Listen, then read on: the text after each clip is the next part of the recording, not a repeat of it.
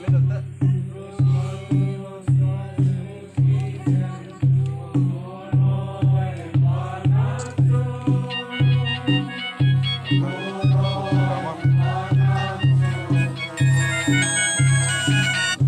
Assalamualaikum.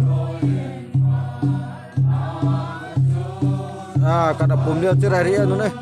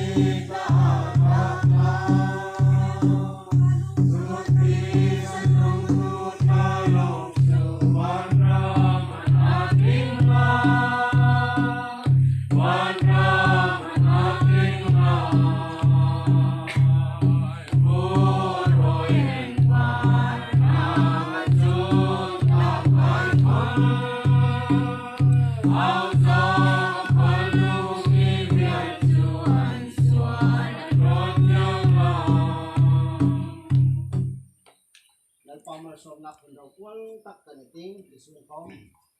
nào lẽ tận pha lẽ này ni lần pa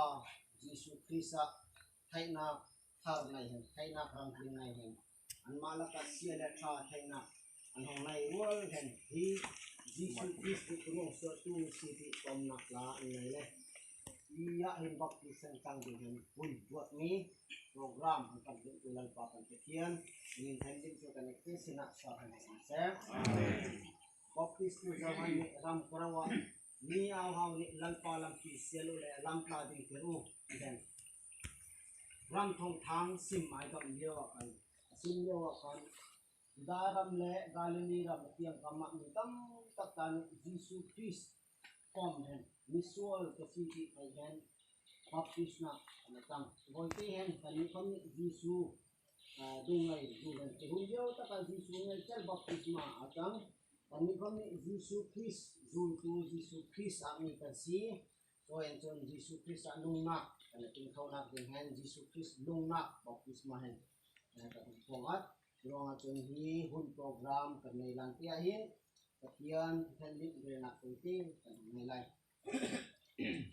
Romi tasin kan pupol cikuat tuan rukna tanpun kapen kandelai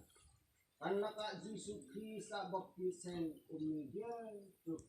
atina ka baptisen kan unti yang lama ruang atina ka baptis kan sijon asina kumbak hen kan ba rau kuana ni uti laka ni Christ atau hen kan